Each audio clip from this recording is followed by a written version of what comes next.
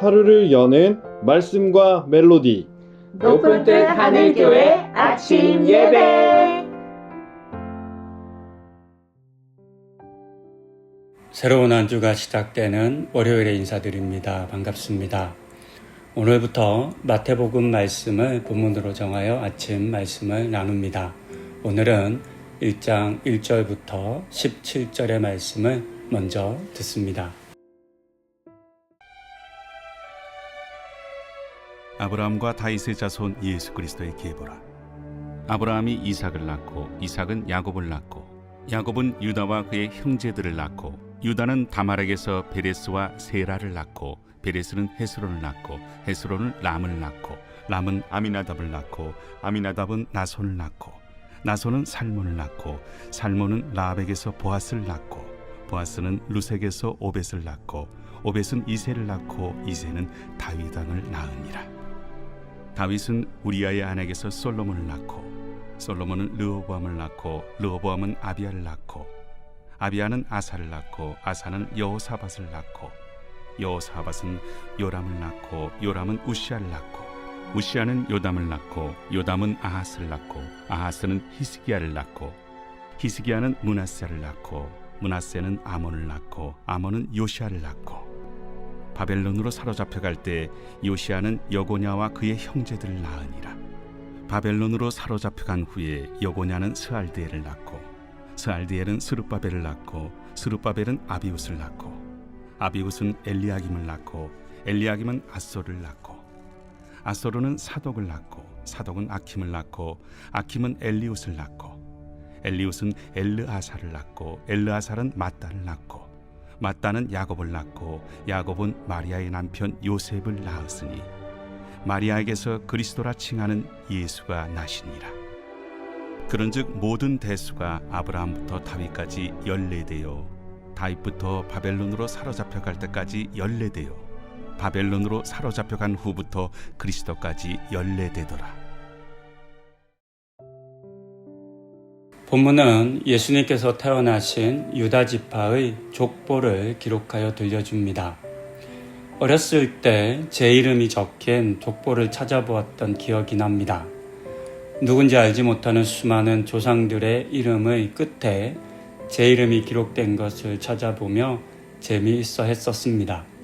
하지만 나와 상관없는 사람들, 알지 못하는 사람들의 족보는 사실 나에게는 의미가 별로 없습니다. 무의미한 이름들의 나열일 뿐이기 때문입니다. 하지만 본문에 기록된 족보는 당시의 시대 배경으로 보면 매우 특별한 족보라 할 수 있습니다. 그것은 이 족보에는 유대인만이 아니라 이방인도 기록되었고 심지어 여자들의 이름도 있었기 때문입니다. 당시 유대인들의 족보에는 같은 혈통의 남자들의 이름만 기록했었습니다. 이방인이나 여자들은 절대 기록하지 않았습니다. 할아버지 산소에 묘비를 새로 세울 때 아버지께서 누나의 이름을 넣었습니다. 그게 아마 1980년대 중후반 정도 됐을 때였던 것 같습니다. 그런데 그때는 그것만으로도 다들 놀라곤 했었습니다. 여자의 이름이 들어갔기 때문입니다. 예수님 당시로부터 2000년이나 지난 한국에서도 여자의 이름이 묘비에 들어가는 것이 어려웠던 것을 보면 이 족보가 얼마나 놀라운 사건인지를 어느 정도 짐작해 볼 수 있습니다. 이 족보에는 5명의 여자들의 이름이 기록되었습니다. 다말, 라합, 룻, 우리아의 아내, 그리고 마리아입니다. 라합과 룻은 이방인이었습니다. 그래서 우리는 이 족보가 단순히 혈통의 족보가 아니라 믿음의 족보라고 하는 사실을 이들의 이름을 통해서 확인할 수 있습니다. 혈통의 족보로 만약 적었다면 여자들의 이름은 기록되지 않았을 것입니다. 이방인들도 당연히 뺐을 것입니다. 유대교의 관점에서 보면 수치스러운 과거이고 숨기고 싶은 이야기들이기 때문입니다. 우리가 알듯 유대인들은 사마리아 사람들을 사람으로조차 여기지 않았습니다. 이유는 그들이 혈통의 순수성을 잃었기 때문입니다. 그렇게 보면 본문에 기록된 것과 같은 족보는 기록할 수 없는, 기록해서는 안 되는 족보라 할 수 있습니다. 하지만 그럼에도 불구하고 이 복음서를 적었던 마태는 이 사실을 감추지 않았습니다. 오히려 더 적극적으로 이 사실을 밝히고 있습니다. 그것은 이 족보가 앞서 말씀드린 것처럼 혈통의 족보가 아니라 믿음의 족보이기 때문입니다. 라합은 여리고성에서 이스라엘 백성들과 함께 하시는 하나님을 보았고 믿었습니다. 그리고 목숨을 걸고 하나님의 사람들을 구해 주었습니다. 룻은 고향 모압으로 떠나기를 거부하고 홀로 남은 시어머니를 모시고 하나님을 찾아 가나안으로 왔습니다.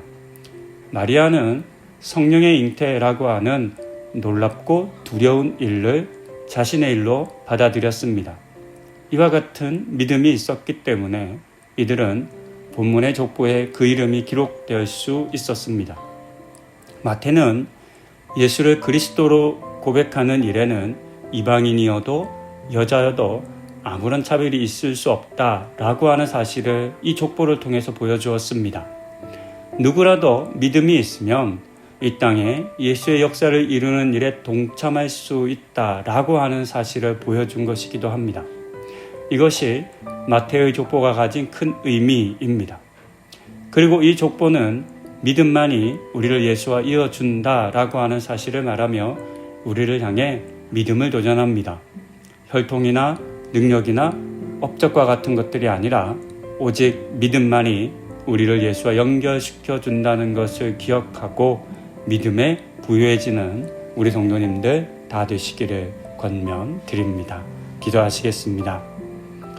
유대인의 족보였다면 당연히 이방인도 여자들도 기록되지 않았겠지만 마태는 지금 믿음의 족보를 기록하여 들려줍니다. 그래서 이 족보에는 오직 믿음을 가진 사람들의 이야기가 기록되어 있습니다. 하나님, 우리가 이 믿음의 족보의 이야기를 이어가는 사람들 되게 하여 주시옵소서. 오직 믿음만으로 이 땅에 예수님과 하나 되는 예수님의 사역을 이루어가는 우리 성도님들 다 되게 하여 주시기를 소망합니다. 새롭게 시작되는 한 주 동안 말씀 안에 승리하는 우리 성도님들 되게 하여 주시옵소서. 이 모든 말씀 우리 주 예수 그리스도의 이름으로 기도드립니다. 아멘.